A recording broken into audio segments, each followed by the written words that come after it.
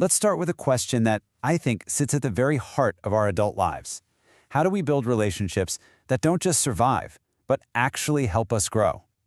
Today, we're going to look into a framework for love that's, well, it's challenging, but it's also deeply rewarding, all drawn from the work of David Richo. You know that feeling, right? It can be so confusing. You meet someone new, and things feel different, promising. But then, slowly but surely, the old dynamics start to creep in. The same old misunderstandings, the same insecurities. It's this quiet, almost unconscious experience of casting a new person in an old role from our past. And that's what we're going to be looking at today. So the book we're exploring isn't about quick fixes or dating hacks. Think of it more like a deep, thoughtful guide for navigating the often challenging terrain of adult intimacy with a real sense of mindfulness and maturity. It pulls from both psychology and spiritual practice. To really get the book, it helps to know a little about the author. David Richo is a psychotherapist, but he brings this really unique blend of ideas to his work. He combines the depth of Western psychology, especially Jungian concepts, with the grounded wisdom of Buddhist mindfulness, and that combination is what gives his work this really profound yet practical quality. So here's the path we're going to follow through his ideas.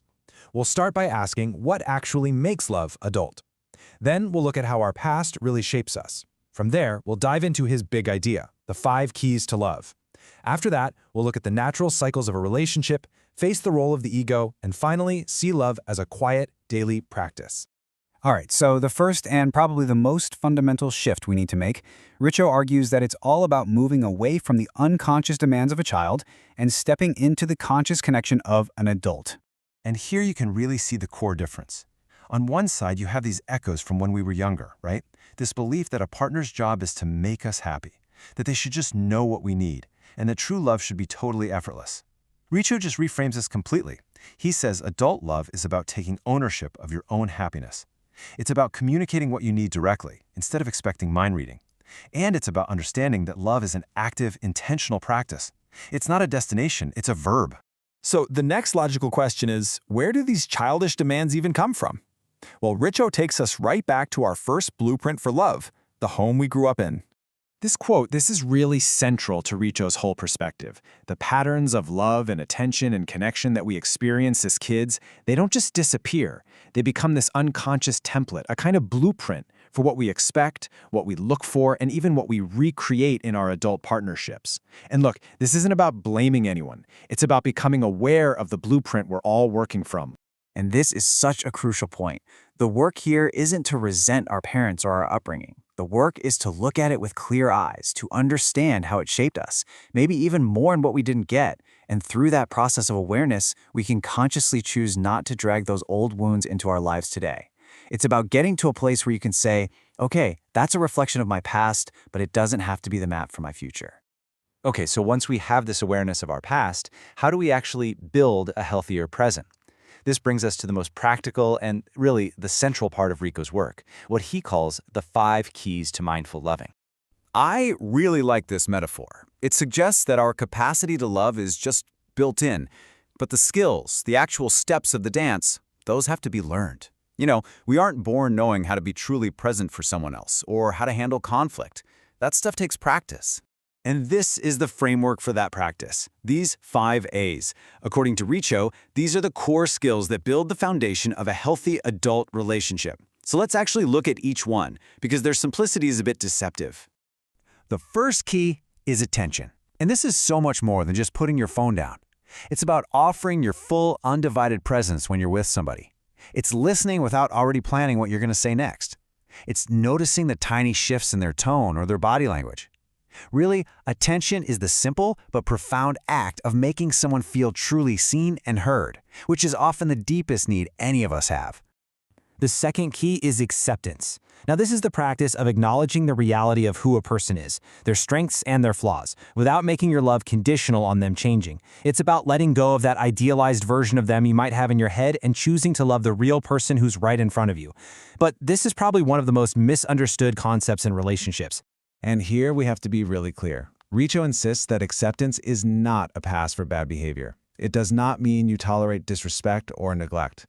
What it means is seeing the reality of a situation without denial, So for example, accepting that someone is consistently unreliable lets you make a clear decision about your boundaries, instead of just living in this hope that they'll magically become someone they're not. It's an act of realism, not resignation. Third, we have appreciation. Think of this as the active antidote to taking someone for granted. It takes a conscious effort to look for the good in your partner and, this is the important part, to actually say it out loud. It's not enough to just feel grateful. Expressing that gratitude is what really nurtures the connection. It fights that human tendency to focus on what's wrong, and it affirms your partner's value. The fourth key is affection. This is the tangible, felt expression of care. Sure, it can be physical, a hug, holding hands, but it's also verbal and behavioral. It's the kind words, the thoughtful little gestures, the daily rituals that build up this reservoir of warmth and emotional safety. Affection is what makes a relationship feel like a safe harbor. And finally, we have allowing. This might be the most advanced practice of all 5. It means letting go of the need to control. It's respecting your partner's autonomy, their right to have their own feelings, their own opinions, their own life path, especially when it's different from yours. It's trusting them and the relationship enough to give them space to be their own person. It's really the opposite of possessiveness. So to make this really practical, just choose one of these. Maybe it's attention. For the next 3 days, just make a conscious effort to offer your full, undivided presence to one person, a partner, a friend, a family member. The key is to do it without an agenda, without expecting anything back. Just offer it like a gift, and notice what happens, for them and for you. Now, practicing these 5 A's becomes absolutely crucial when we hit the inevitable challenges of any long-term bond. So many of us are afraid of conflict. We see it as a sign of failure or that we're just not compatible. But Richo reframes this completely. He presents this as a natural cycle. Relationships start with romance, that wonderful phase of idealization and easy connection. But inevitably, they move into conflict. This is where our differences pop up and our old childhood wounds get triggered. Now, most people think this is the end, that something's gone wrong, but Richo says, no, this is a necessary bridge. It is only by moving through conflict, using these tools of adult love, that we can reach a genuine, conscious commitment, a choice to love the real person, not the fantasy. So what is it that makes that conflict phase so tricky to get through? Well, often, the main obstacle is the ego. And Richo makes a really important distinction here. A healthy ego is necessary, right? It helps us know who we are, it helps us maintain boundaries. But an unchecked ego, that's different. That's the part of us that needs to be right, that keeps score, that sees a partner's needs as a threat to our own. And that dynamic makes a real partnership basically impossible, because the focus is always on me instead of we. There's a real dose of reality in this idea. We rarely just decide to let go of our ego's grip voluntarily. Usually, life has to force our hand, a crisis, a really painful argument, some kind of loss, something that shows us that our desperate need for control is just an illusion. And it's in that moment of surrender that we become truly open to a different, more collaborative way of being in a relationship. From my own experience, this doesn't always have to be some huge crisis. Sometimes it's as small as noticing that tightness in my chest when I'm absolutely convinced I'm right about something totally trivial, like the best way to drive somewhere. Just recognizing that feeling for what it is, my ego demanding to be in charge, and consciously choosing to just let it go, to listen to the other person's idea. That is a small but really profound practice in moving from my own self-interest to a shared space. And all of this brings us to the final, big idea. Adult love isn't some trophy you win at the end of a game. It's more like a garden that you have to tend to, day in and day out. This really is the core message of the book. Commitment isn't a one-time promise you make at an altar. It's a daily choice to show up. It's the choice to be authentic, to practice the 5 A's, to communicate honestly even when it's hard, and to be, as Richo puts it, dependably real, which is very different from being perfect. So here's one last action for you to take away. Just think of one relationship in your life and ask yourself, where could I be a little more dependably real this week?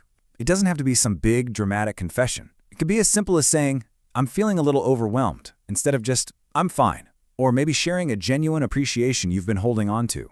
Just one small step. And we'll leave it there. Because if there's one thing worth remembering, real growth begins when an idea is quietly applied, not loudly admired. If you found this useful, feel free to subscribe to Daily Book Insight for more. There's also a free action plan you can download, which is designed to help you integrate these ideas into your daily practice. Thank you for your time and your attention.